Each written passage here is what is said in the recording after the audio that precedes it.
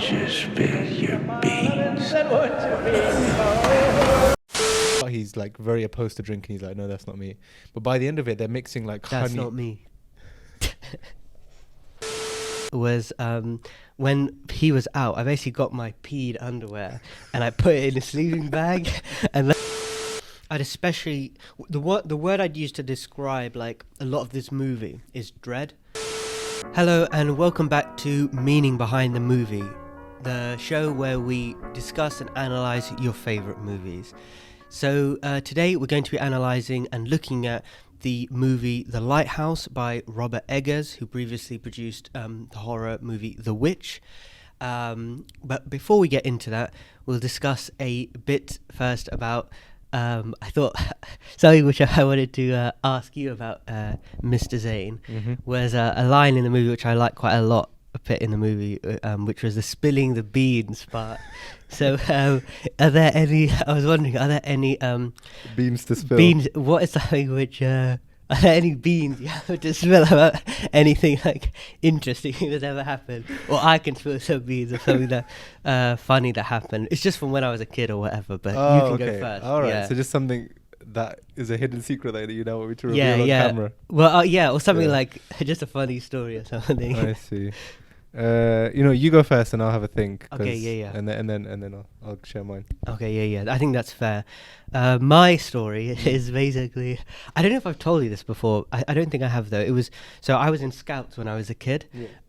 And so I think I was about 11, 12 years old. And we went on, there was this big, every couple of years, this big thing called the Scout Jamboree, which is like international people from all across the world, Scouts, they come to like a big field or whatever, kind of like a festival field. It was massive, and there's like each area is where like your own troop are. So we had our own little area, and a bunch of us were there. Basically, me and my friend at the time, we wanted to go together, but then we got put with this guy who was much older with us. He had no friends, basically, and he was really annoying. Okay. So we got put with him, and he was so flippin' annoying. Like, he was so irritating. He was much older than us, and he was, like, a bit of a loser as well. Oh, my God. So basically, what happened is, one night, the problem is when you go camping is the toilets are far away. So one night, I was like 11 years old, and I have a bit of a ish incident, Wait, I don't know. Like, basically, I pee my pants. Okay, while I'm going to the toilet. So, Whilst you go to the toilet? Yeah, whilst I'm on my way to the toilet. It's nighttime. Okay. So I hide the underpants in the toilet to get rid of the evidence. But the next day, I'm like, okay, this guy is so annoying. I need to get some revenge. Okay, I know where So, this is so going. what I did was, when he was out, I basically got my peed underwear and I put it in a sleeping bag and like wiped it all around the inside of a sleeping bag. Oh my God. And then I basically got rid of the evidence. And then that evening when he came back, me and this other guy, I didn't tell the other guy, my friend, and we were just like you must have peed your pants. And he was like, oh, how did this happen? Like, I didn't even realize. Like, and basically his sleeping bag like smelled of urine, so he had to get rid of it. So basically, you're a massive bully. Is what we learned from that. Basically, yeah, the revenge had to happen. But yeah, that was me spilling those beans. I need to remember to never be on your bad side and put your urine-soaked underwear in my bed. Yeah. Okay. That not that part, but the bit before it about going to the toilet reminded me of a story when I went camping. It was like year 8 camp, and I think they were doing like some ghost stories the night before, and I got really shook, and I really needed to go to the toilet like in the middle of the night, but I didn't want to go out into the woods because it was far. It's like in a block away from your tent, but I just couldn't hold it, and I was like, all right. So I got out of my tent and I sprinted to the toilet. And on my way, the pegs that hold like the string that holds a tent. Yeah. I tripped on someone's thing, and then it went flying out. And thankfully, it didn't like pull their tent up or anything. But I just got up and just continued running.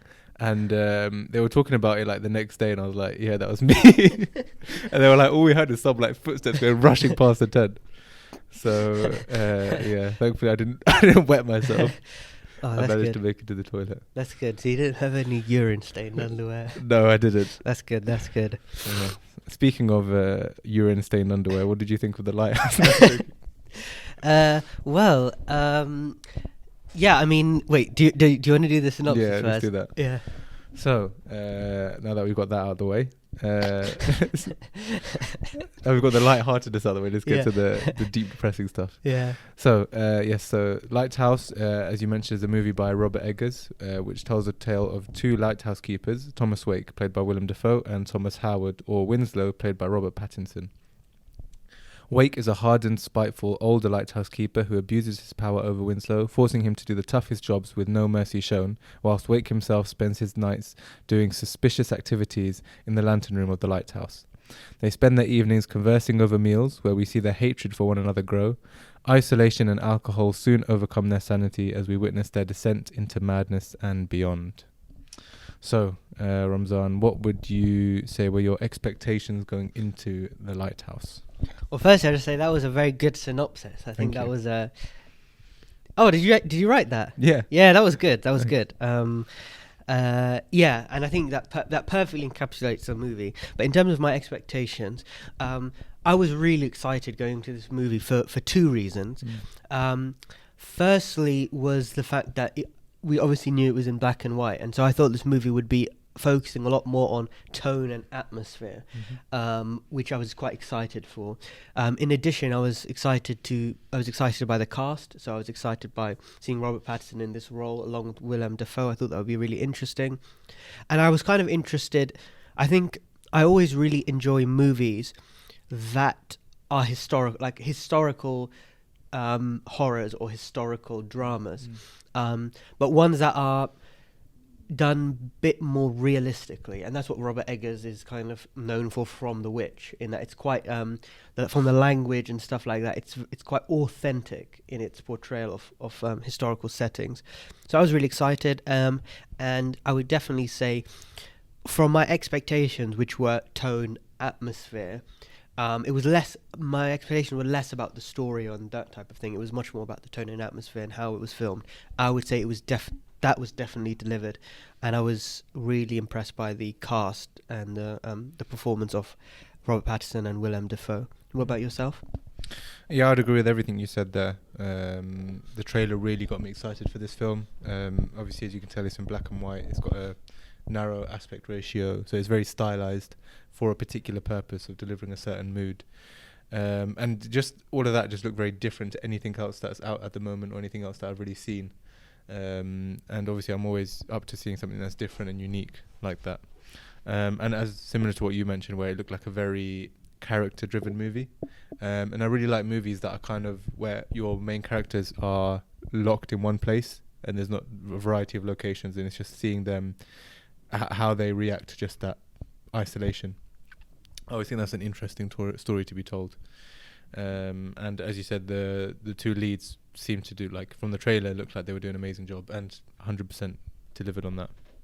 Yeah, no, I agree. I mean, didn't you say your favorite Quentin Tarantino movie is Reservoir Dogs? I don't know. Yes, yeah. It is, yeah. And again, I think that's a similar thing about Exactly. being stuck in the same place.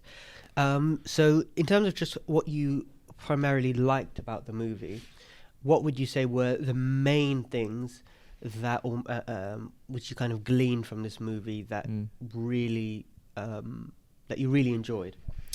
I'd say it's two or three things. So I think number one was the pacing. I think this movie was paced perfectly, where from beginning to end there's always progression forwards in terms of the decrease in the sanity of the characters and the way that where the story's going. It's always building.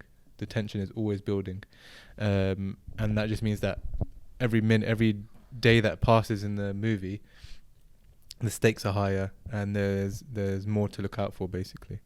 That'd be the first thing. And the second thing is I could never predict where it seemed to be going next. You could never, when you deal with kind of psychological themes and themes of kind of, going insane, it loses that predictability in a lot of ways. And I always enjoy that because a lot of movies fall into the trap of being able to predict the story arcs and the beats, but this completely avoided that in a lot of ways.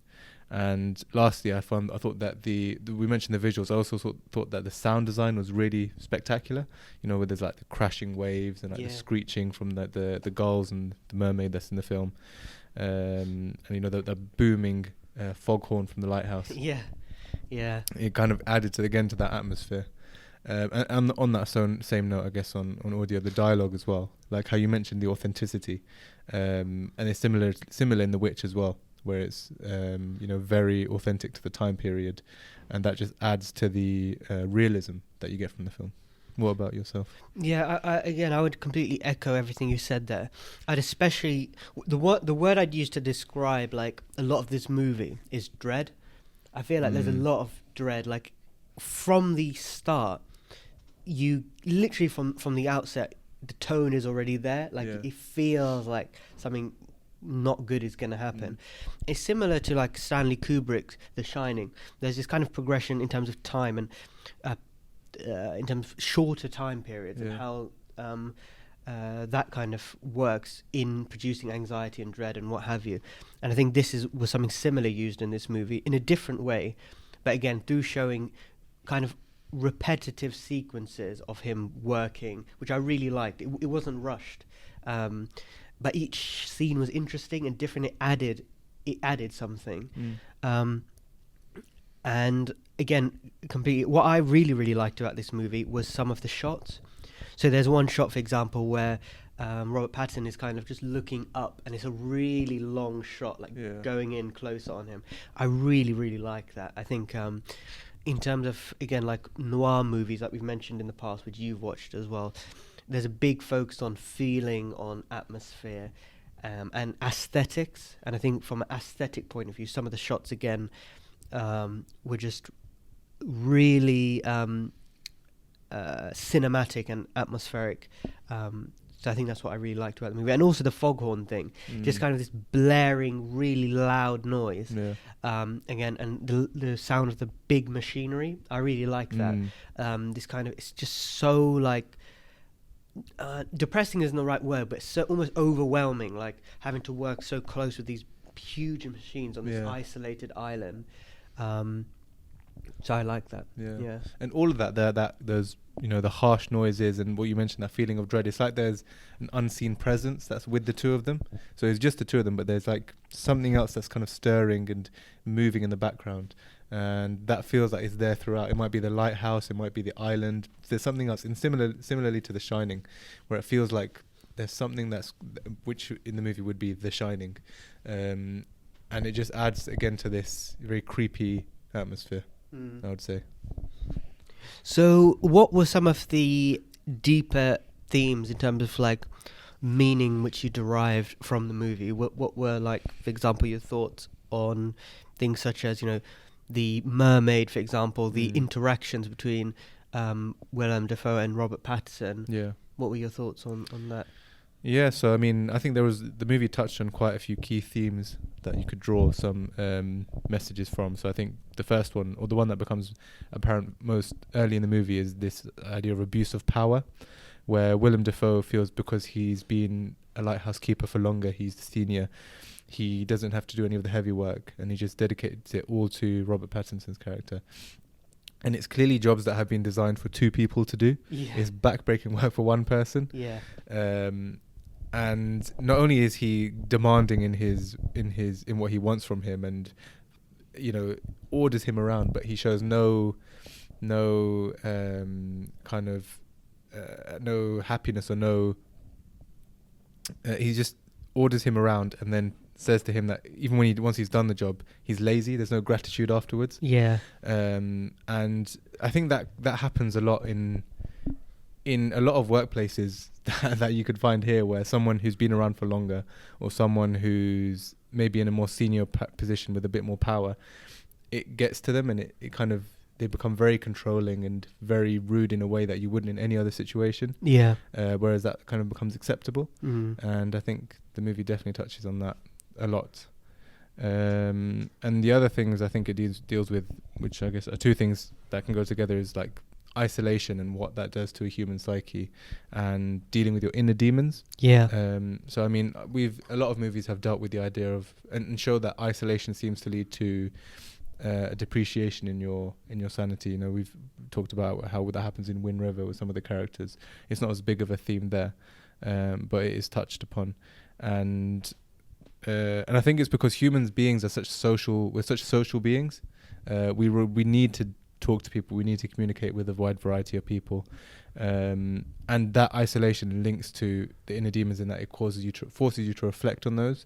And we talked about spilling the beans. That's what Winslow does, and he kind of comes out with the fact that he's spoilers, that he's killed someone, and how that's playing on his mind basically. Yeah. No, I totally agree with both of those things. I think adding to that, I think there's a big sense of kind of dominance in movie. Like, it seems like if you look at the end, for example, where Robert Pattinson has Willem Dafoe on a leash, it's about dominance and power. And again, it's between two people in a closed space. Yeah. And I think it's that kind of power struggle, feeling to want to dominate another person. Yeah.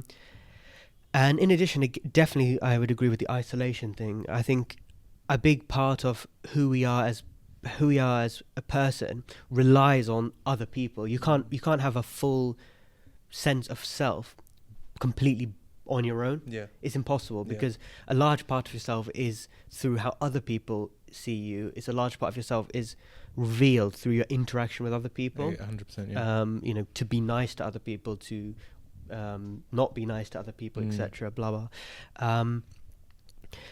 And I think again that's partly, I think why he does spill those beans is because it's because it's almost like they've both arrived there. They don't know anything about each other, and it's kind of like sometimes whenever you have something on your mind, we always have. It's very hard to keep everything to ourselves. Yeah. And I think it's partly that like it's I don't know how to describe it, but that's almost being a sense of self through telling someone, through admitting that to someone. Yeah.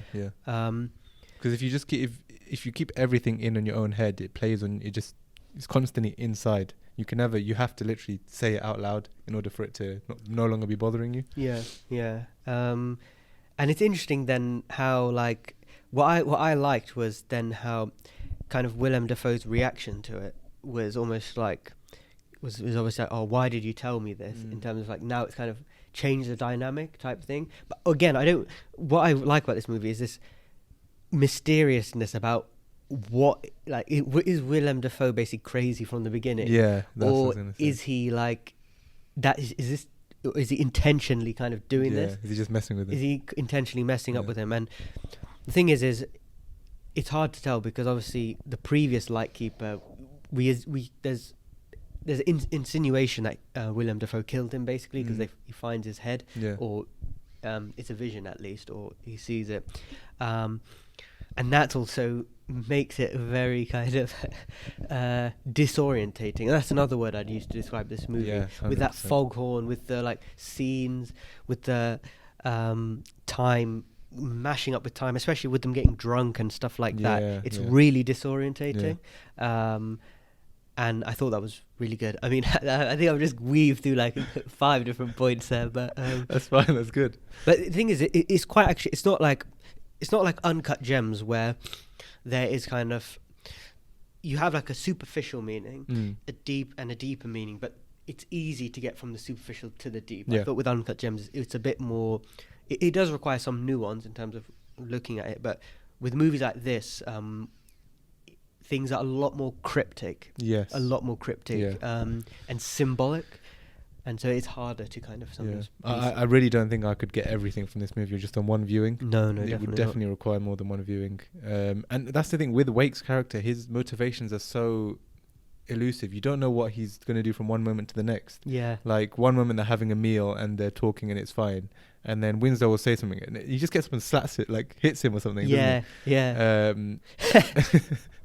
And it's just like you don't know what. And I think it is because he's been doing this for so long. Yeah, 13 years, I think. Yeah, Yeah. that the isolation has just made him go crazy. He's lost it already. Yeah.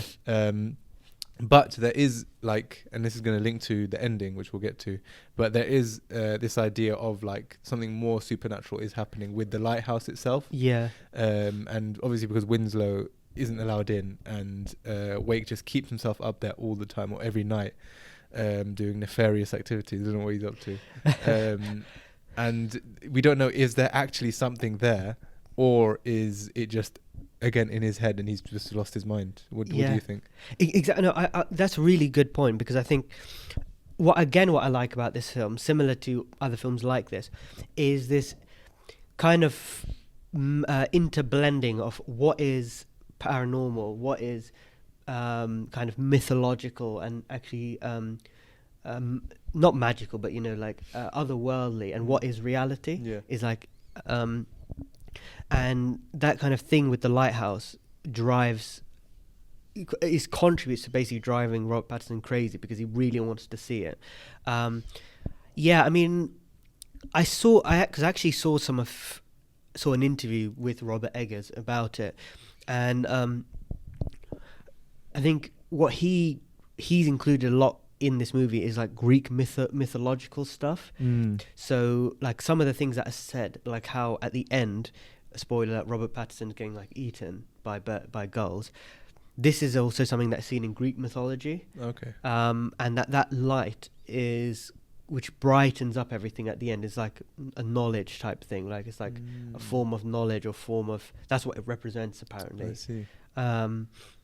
That's what he said, but again, it's a bit hard to dissect what that is, because I mean, we see Willem Daffoe literally just standing there like naked in the beginning. Yeah. But yeah, what do you think? That makes a lot of sense, I think, because it is like, if it is meant to represent knowledge, then it shows that Wake has got something that he wants to keep to himself. He doesn't want anyone else to know, which is why he's so secretive about it. But he treats it like such a precious thing. Yeah. And then when Winslow does finally see it, it just drives him over the edge, and he completely loses his mind. Yeah. And if it is like this knowledge that's beyond human comprehension, then that would make sense, because that would drive you crazy. Yeah. I thought it was either something like that, or it was absolutely nothing. And that was what made him go crazy, because he realized that he's lost his mind and he's killed this man for absolutely no reason. Yeah, just for yeah. Yeah, and like he's just killed a crazy old man, basically. Yeah. And then that's what drives him over the edge. But the thing is, they don't show you what's in the lighthouse. No, yeah. Or in the light, yeah. But I thought that the way that bit was filmed was so good. Yeah. It was so good. Like the audio as well, like how it's like there's so much distortion in the sound, and with the light, how it just completely brightens up the whole screen. Like it's so saturated with light. Yeah. And that's why the black and white works, because you get these harsh shadows and these like very scary images created, like the scene where Willem Dafoe is doing his monologue, and as you mentioned, it's shot from underneath him, and you just see his lights like lit up really scarily. Yeah. And stuff like that is really, it really works well. And what I also liked about the black and white is some of the way the scenes and shots of the environment, like of the actual lighthouse, such as the pathway between the lighthouse and the actual house. It's that like kind of. I think that a lot were taken of that, and a lot of the shots again are kind of these Kubrick-esque shots where it's like slow round a corner shot and things like that. And again, like the zooming in on his face. These are all kind of like Stanley Kubrick stylized shots. Yeah. And with the black and white, it just works so nicely and so creepily. Yeah. One other thing, actually, I was thought about this movie, which is perhaps definitely rather nefarious, is about masculinity in the movie. So this is something which I'd seen. I didn't read about it, but I had seen someone commenting on it about masculinity in the film, and I think definitely that's a big component about firstly the dominance factor, and also how both of them kind of are like almost like a married couple. Like when they're arguing about the lobster, it's like it's really like a couple, and at one point they're like dancing with each other, and it's like Willem Dafoe's gonna kiss Robert Pattinson, and they like throw each other off and start fighting. And then they throw and it's like this. It's not even like neither of them are like homosexual or anything, but it's kind of this like tension nonetheless, where they kind of like hate each other, but because they're by themselves, it's like they have like that pent up kind of masculinity, testosterone, and it's just like it's almost like you don't know what to do with it. Well, there's that, and the fact that they're drinking themselves to insanity and they're isolated. Like this whole movie just feels like a fever dreamish nightmare. Yeah. So it just adds to that, I guess. Yeah, I mean, like the mermaid statue, not statue, but like a figurine. Yeah. What I thought was so interesting, again, really disturbing in the beginning, was how it was like put in the hole of the mattress. Yeah. And I thought, Willem Dafoe's put that there. Oh, you did? Yeah, I thought, maybe he's put that there basically as a way of kind of making him go crazy. Again, we don't really know, because it's like we don't know whether he's like actually knew what he was doing, or if he was just like a crazy old man. That's the thing. Yeah, you just don't know. And then I mean, there's all the scenes where Robert Pattinson starts hallucinating that he's like some sea monster. Yeah. And I think that was like that represents how he views him truly. Like he's this overpowering like creature of the sea. Yeah. Exactly. Like he sees him as a big squid or whatever while he's up in the lighthouse.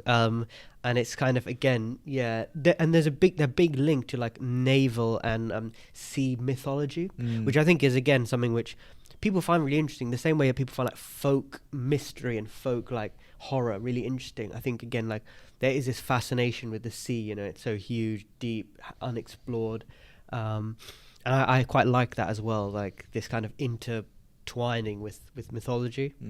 I don't think that was like, I don't think there was anything really mythological or anything like that, or supernatural going on, but what it does is with that it adds that sense of mysteriousness.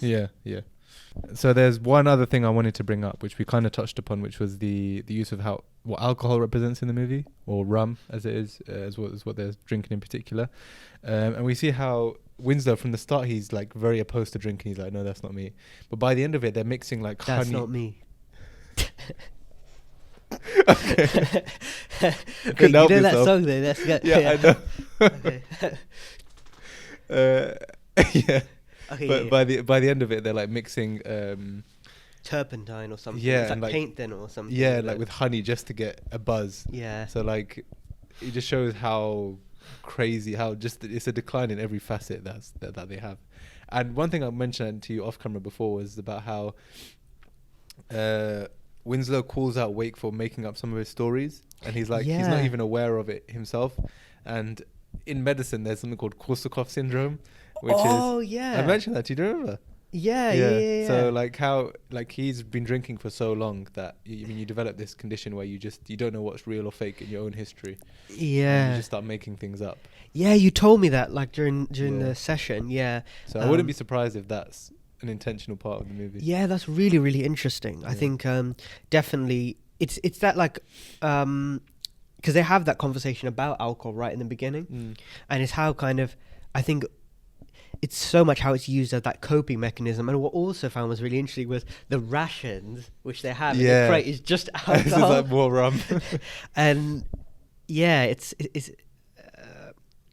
is really interesting. I think it's always interesting to see how alcohol is represented in film and cinema. Yeah. Usually in a negative light, which I mean, which I would agree with anyway, because I think because of the ills and dependence on alcohol and coping that is required by the characters. But yeah, that Korsakoff's thing is really interesting. Yeah, there's one other thing, which was, I mean, Winslow is the name he took from the man he killed. His real name is Thomas, and both of their names are Thomas. Did you think there was any kind of significance to both their names being Thomas? Yeah, I mean, I think in a way it's again that kind of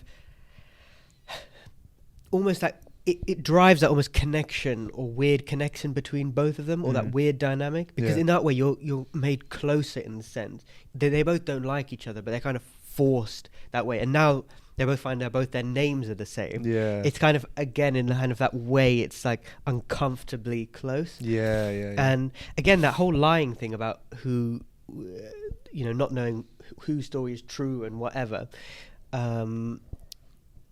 It's again that whole thing of not necessarily. It adds that air of mystery of the movie of what is true and what isn't. Yeah. But yeah, I think that would have a impact. What do you think? Yeah, I would agree with that completely. I just think it shows that also kind of for me it was about how they were both inevitably going to meet the same fate. That this lifestyle is not conducive to prolong a prolonged life, basically. That they're going to go insane and they're going to end up dying in some way. They're going to kill each other. He's going to end up killing himself. Yeah. One last thing, actually, the last point I'd like to make is that it's actually based on a true story. Yeah, you mentioned that. And actually, it led to a law. It's not exactly true, but someone died. It was in Wales in like 1800. Someone died, and then the other guy went crazy, basically. Wow. And it led to a law that meant there had to be 3 lighthouse keepers at the lighthouse. Which I thought was quite interesting. That's where the movie was inspired from. Yeah, and you can see that it captures that essence perfectly. Yeah. And then obviously adds that slightly supernatural edge with the lighthouse being something. There's something being there. Yeah. Cool. All So, right. do you want to sign us off? I will sign us off. So thank you very much for listening to this episode of Meaning Behind the Movie. We hope you enjoyed. If there are any movies you'd want us to analyse, please do let us know in the comments below. Did you say please don't let us know? Please do let us know in the Please comments do. below. Otherwise, we'll see you next time. Bye. Bye.